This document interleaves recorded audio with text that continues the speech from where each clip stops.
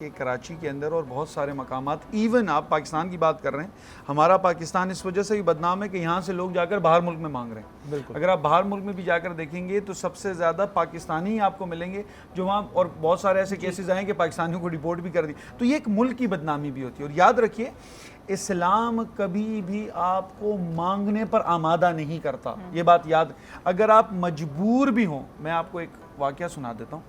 حضرت ابو ہریرہ رضی اللہ تعالیٰ عنہ ہیں، اور وہ سب سے زیادہ حدیث کی روایتیں ان سے ہیں. اور ان کا کام کیا ہوتا تھا؟ صبح مسجد نبوی آئے، رسول اللہ صلی اللہ علیہ وسلم سے حدیثیں سنی اور شام کو وہیں آرام کیا. ایک دن ان کو بھوک کی شدت نے جب تڑپایا تو ان کے ذہن میں آیا کہ بھوک بہت لگی ہے، برداشت سے باہر ہے، تو میں ایسا کرتا ہوں کہ حضرت ابو بکر کے پاس جا کر ان سے کوئی مسئلہ پوچھتا ہوں، تو مسئلے میں وہ مجھے بتاتے ہوئے پوچھ لیں گے، ہاں بھائی کھانا کھایا ہے تو کہہ دوں گا، تو لیکن زبان سے خود نہیں کہہ سکتا. تو حضرت ابو بکر کے پاس جاتے ہیں، مسئلہ پوچھتے ہیں. حضرت ابو بکر جلدی میں ہوں گے، مسئلہ بتا کر چلے جاتے ہیں. وہاں سے حضرت عمر کے پاس جاتے ہیں، حضرت عمر سے مسئلہ پوچھتے ہیں، وہ بھی راستے میں تھے، مسئلہ بتا کر چلے گئے. اتنی ان کو بھوک لگی تھی اور اتنے دنوں سے بھوکے پیاسے تھے کہ بھوک کی شدت برداشت نہیں کر پائے، غشی آ گئی. اور غشی آنے کی وجہ سے بے ہوش ہوئے تو آنکھ کھولتے ہیں، سامنے رسول اللہ صلی اللہ علیہ وسلم کی ذات. کہتے ہیں قم یا ابا ہریرہ، ابا ہریرہ کھڑے ہو، کیا ہو گیا؟ فرمایا یا رسول اللہ، اصل میں مسئلہ پوچھنے گیا تھا ابو بکر و عمر سے، انہوں نے بتا دیا. رسول نے فرمایا ابو ہریرہ مسئلہ چھوڑو، یہ بتاؤ کھانا کھایا ہے؟ بھوک تو نہیں لگی؟ اور لے جا کر خود کھانا کھلایا. تو یہ جو معاملات ہیں نا، آپ دیکھیں صحابہ کرام اور رسول اللہ صلی اللہ علیہ وسلم کے، اس سے ہمیں کیا پتہ لگتا ہے؟ کیا یہ مفلسی یا کوئی یہ ایسی چیزیں کیا پہلی بار، یا ہماری سخاوت صحابہ سے زیادہ سخاوت ہو گئی ہے کہ ان کے در پر؟ لیکن مانگنے کے آداب ہیں، مانگنے کے طریقے ہیں. پہلے زمانے میں لوگ خود ہی جو ٹریولرز تھے ان کے لیے دسترخوان کا بندوبست کرتے تھے اور گھروں کے اندر کرتے تھے. اگر آپ اہل بیت کا پورا گھرانہ دیکھیں، اگر میں سخاوت کی بات کروں، لفظ سخاوت جہاں سے نکلتا ہے وہ اہل بیت کا گھرانہ ہے. ہم تو بڑی ہیومینٹی کی بات کرتے ہیں نا، انسانیت کی بات کرتے ہیں. امام غزالی فرماتے ہیں تقوی کی 3 علامتیں ہیں، 3 چیزیں.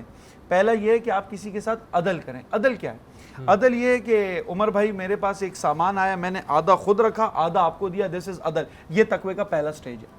احسان کیا ہے؟ میرے پاس ایک چیز آئی، عدل کیا، آدھا آپ کو دیا، آدھا خود رکھا، اپنے حصے میں سے آپ کو بھی تھوڑا سا بڑھا کر دے دیا. اس کو کہتے ہیں کسی پر احسان کر دینا، چیز کو خوبصورت کر دینا. اور پھر رسول اللہ صلی اللہ علیہ وسلم نے فرمایا تیسرا درجہ ایثار، جس پر مسلمان فائز تھے. ایثار کیا ہے؟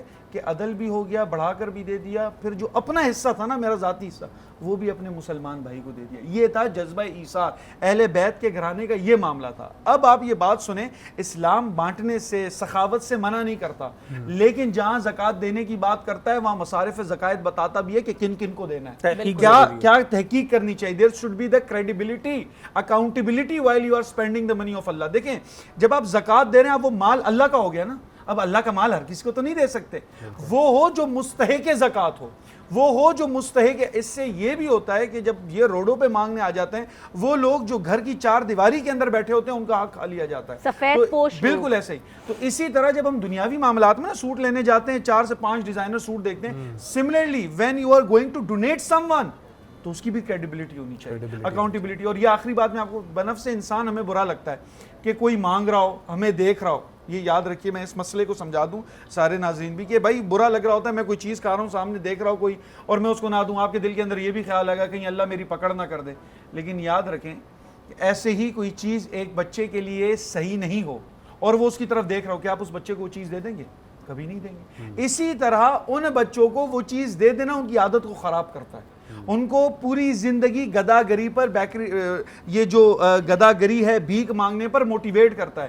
تو اس چیز سے بھی آپ کو ان کو روکنا ہے. روک تھام کے لیے کیا ہے؟ ایک تو یہ کہ ان کو منع کر دیا جائے، دوسرا یہ کہ حکومت پاکستان کہ ان چیزوں کو روکے اور لوگ صحیح جگہ پر اپنی زکوٰۃ کی انویسٹمنٹ کرو. میں آپ کو ایک چیز بتاؤں، اسلام نے جو زکوٰۃ کا نصاب لگایا تھا نا، اور یہ پورے کے پورے پاکستان کے اکنامک سسٹم کو بحال کر سکتا ہے. ان لوگوں کی وجہ سے ہمارے تمام تر معاملات خراب ہوئے ہیں. تو ان کو ہٹا کر اگر زکوٰۃ کو صحیح طرح یوز کیا جائے، آپ یقین کریں پاکستان سے غریبی کا خاتمہ ہوگا. بڑی خوبصورت طریقے سے ایکسپلین کیا سعد بھائی، تھینک یو سو مچ.